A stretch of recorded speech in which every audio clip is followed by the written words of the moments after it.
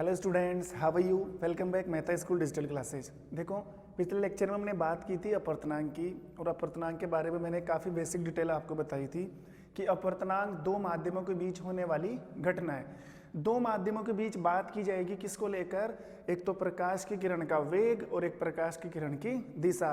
कि पहले माध्यम में प्रकाश की किरण का वेग क्या था, दूसरे माध्यम में प्रकाश की किरण का वेग क्या हो जाएगा।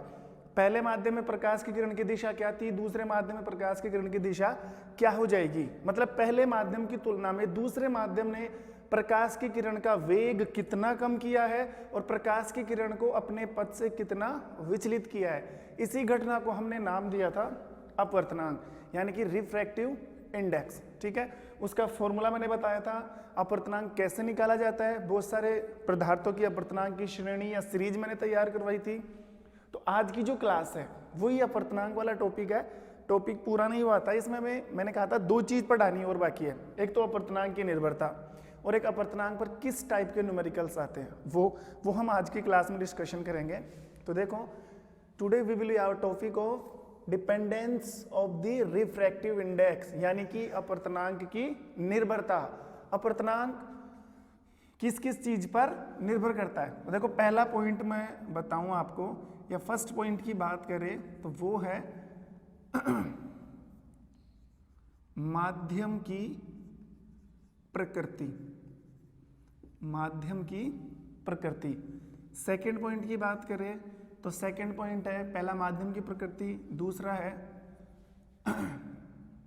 रंग,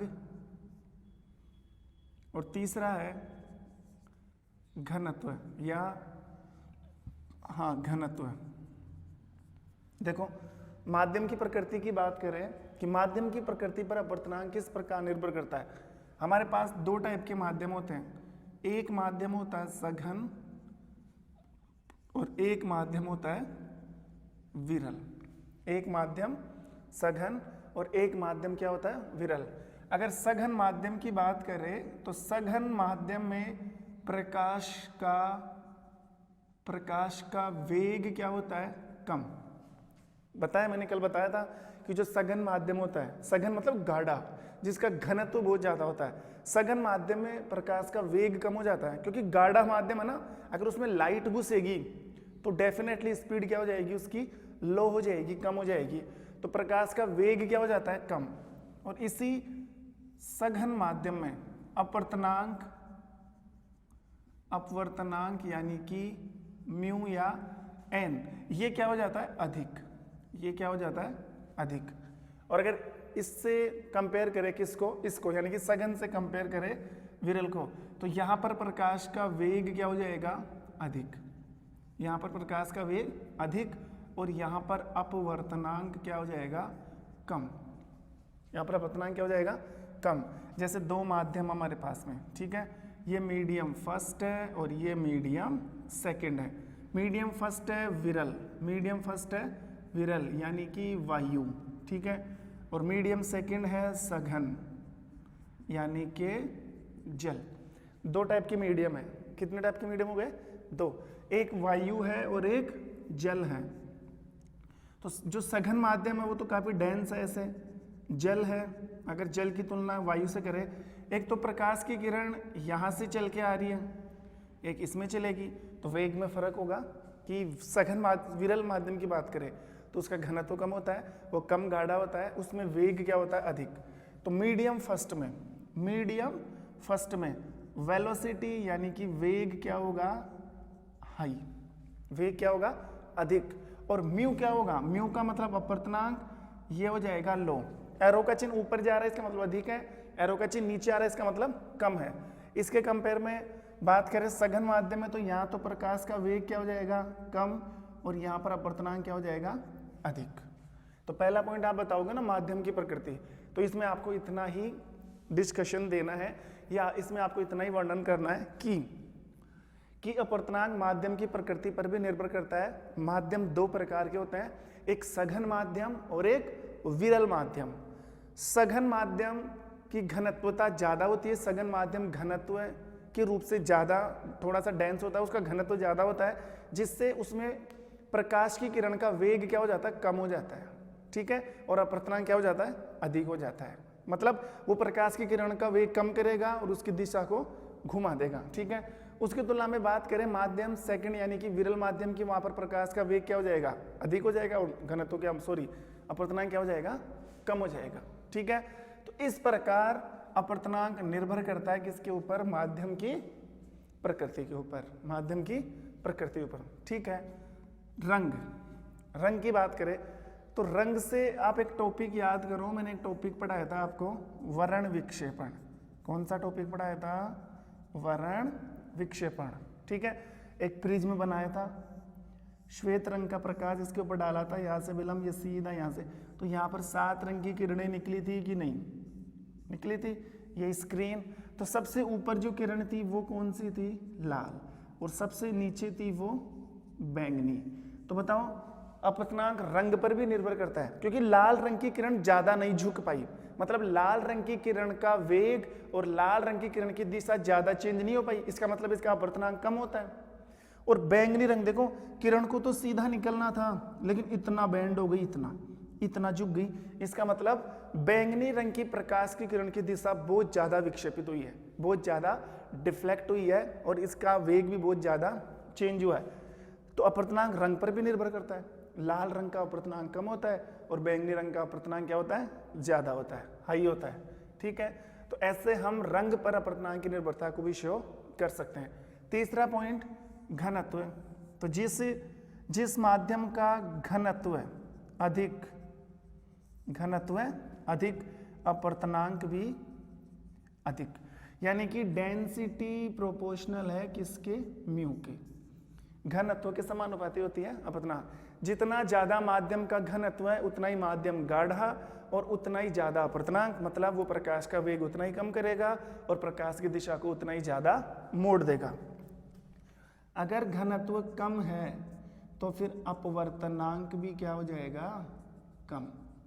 समझ में आ रही बात, अगर d ज्यादा है तो म्यू भी ज्यादा, अगर d कम है तो म्यू भी कम, क्योंकि डायरेक्टली प्रोपोर्शनल है ना, d समानुपाती है किसके, म्यू के। इसलिए बता देना माध्यम की प्रकृति पर भी अपवर्तनांक निर्भर है, रंग पर भी अपवर्तनांक निर्भर है, घनत्व पर भी अपवर्तनांक निर्भर है।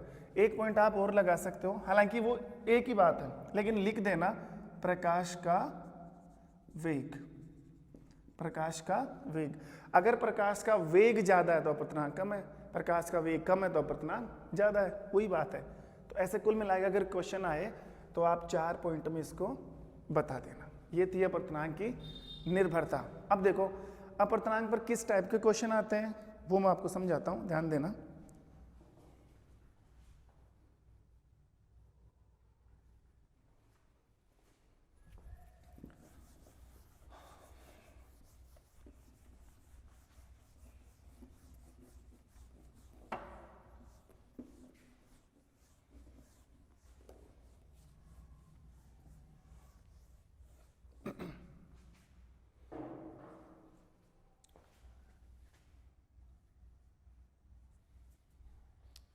देखो अपवर्तनांक पर किस तरह के क्वेश्चन आएंगे, जैसे मैं क्वेश्चन लिखूं कि जल का, एक मिनट, जल का अपवर्तनांक 1.33 है तथा कांच का अपवर्तनांक, जल का अपवर्तनांक 1.33 है तथा कांच का अपवर्तनांक 1.50 है, तो जल के सापेक्ष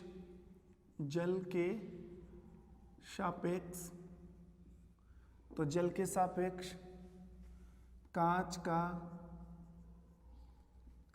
का अपवर्तनांक ज्ञात करो।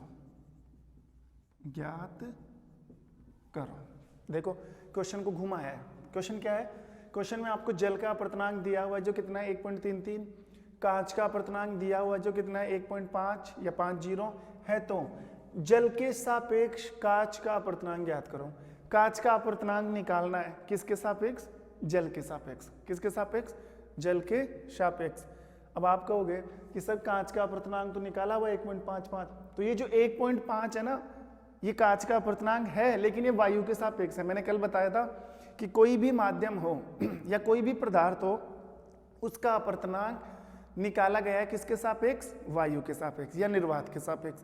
आप तो इतना मान के चलो, वो जो टेबल बनवाई थी ना मैंने, उसमें जो भी अपवर्तनांक के मान थे, सब में माध्यम फर्स्ट वायु था। सबके अपवर्तनांक मीडियम फर्स्ट वायु को मानकर या वायु के सापेक्ष ज्ञात किए गए हैं। तो देखो, ये जल का अपवर्तनांक 1.33, ये वायु के सापेक्ष निकाला हुआ है। ये कांच का अपवर्तनांक 1.5, ये वायु के सापेक्ष निकाला हुआ है। लेकिन उसने क्वेश्चन घुमा दिया, क्वेश्चन ऐसे घुमा दिया कि कांच का अपवर्तनांक निकालना है, मतलब कांच सेकंड माध्यम हो गया। किसके सापेक्ष निकालना है? जल के सापेक्ष। मतलब जल को माध्यम फर्स्ट मानना है, कांच को माध्यम सेकंड मानना है। निकालो। तो अपवर्तनांक का सूत्र क्या बन जाएगा? अपवर्तनांक का सूत्र हो जाएगा म्यू, कल मैंने बताया था माध्यम 2 का अपवर्तनांक माध्यम 1 के सापेक्ष आता है। तो पहले क्या लिखेंगे? माध्यम 1 में प्रकाश का वेग और माध्यम 2 में प्रकाश का वेग। माध्यम 1 में प्रकाश का वेग और माध्यम 2 में प्रकाश का वेग। अब देखो, माध्यम 2 जिसका अपवर्तनांक निकाला जाता है ना, उसे माध्यम 2 मानते हैं। तो किसका निकाला जा रहा है? कांच का। और जिसके सापेक्ष निकाला जाता है उसको मीडियम फर्स्ट मानते हैं, यानी कि माध्यम फर्स्ट। तो यहाँ पर माध्यम 2 तो है कांच और माध्यम 1 है जल। तो यहाँ पर इस फॉर्मूले को हम थोड़ा सा डेराइव करेंगे। म्यू का मतलब अपवर्तनांक, माध्यम 2 कांच, तो कांच को क्या लिखते हैं इंग्लिश में? ग्लास। और 1 कौन है? जल। तो ये हो गया वाटर। माध्यम फर्स्ट में प्रकाश का वेग, यानी कि प्रकाश का वेग तो v, और माध्यम फर्स्ट कौन है? वाटर। ठीक है। माध्यम 2 में प्रकाश का वेग तो v, और माध्यम सेकंड कौन है? ग्लास। बस। अब ये क्वेश्चन इतना इजी हो जाए अगर हमें 2 चीजों का पता लग जाए तो, कि जल में प्रकाश का वेग कितना होता है और ग्लास में प्रकाश का वेग कितना होता है।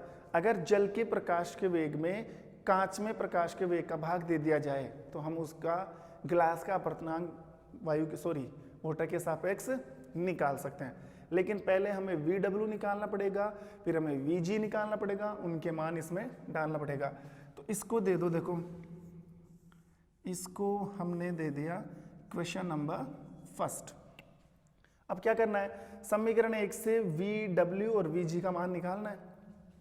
समीकरण 1 से VW, 1 से क्या? 1 में, समीकरण 1 में VW एवं VG का मान निकालने पर तो पहले तो मान निकालो किसका? VW का। पहले किसका मान निकाले? VW का। पहले आप सोचो, थोड़ा सा दिमाग लगाओ कि VW क्या है? VW है जल में प्रकाश का वेग। जल में प्रकाश का वेग, यानी कि अब आप सोचो ये जल में प्रकाश का वेग है, तो जल का अपवर्तनांक वायु के सापेक्ष दिया हुआ है कितना?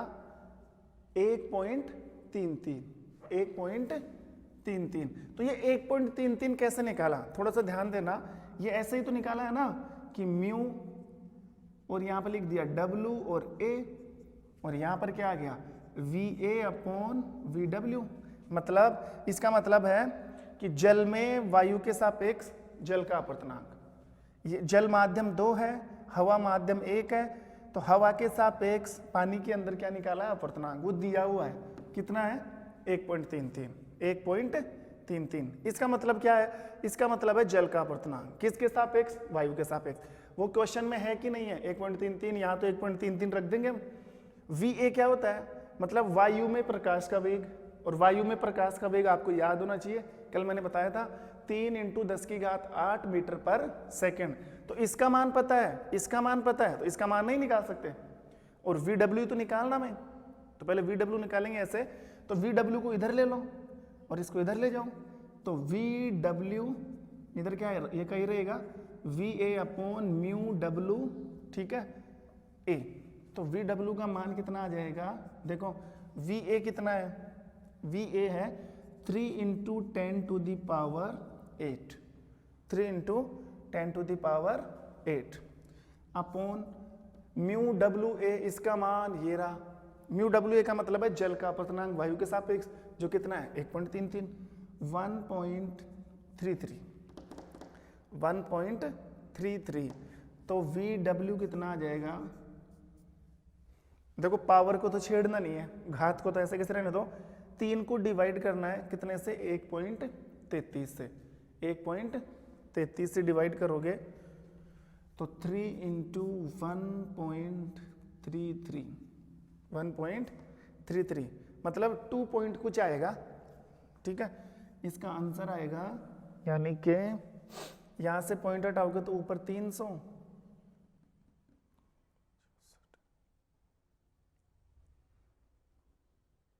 ठीक है।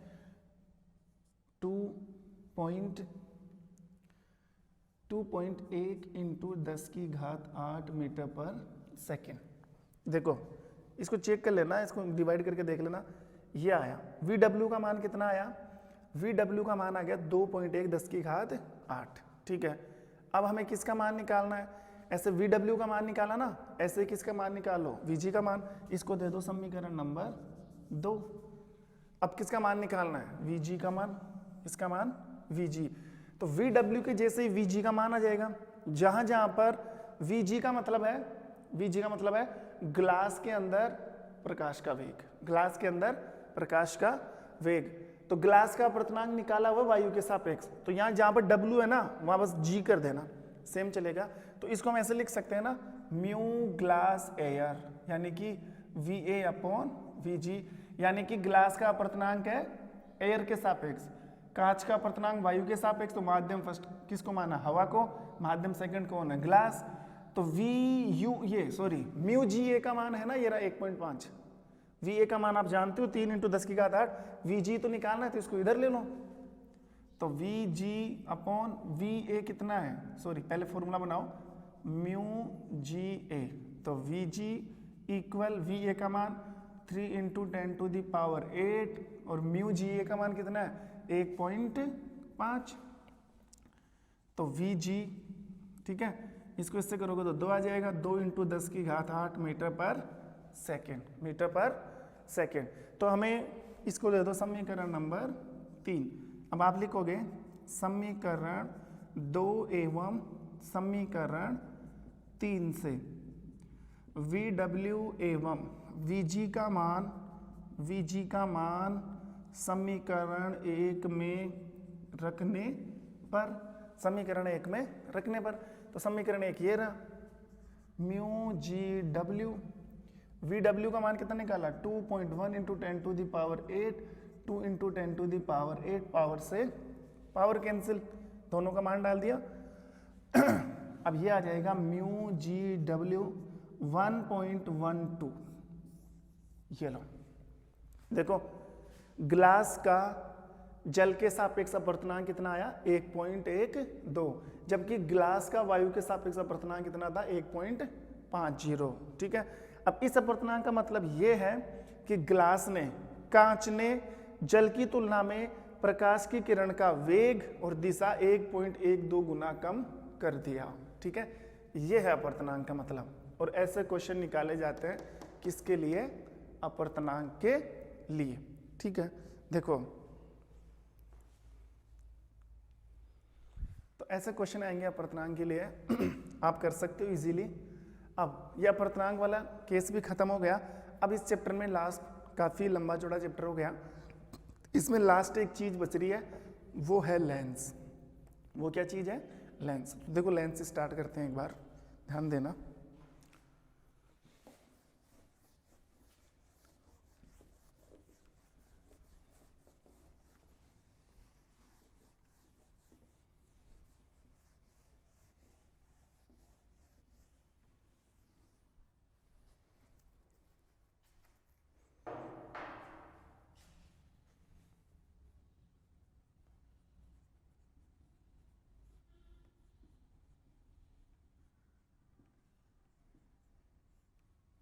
लेंस, जैसे हमने दर्पण पढ़ा था ना, वैसे किसकी स्टडी करनी है, लेंस की स्टडी करनी है, ठीक है।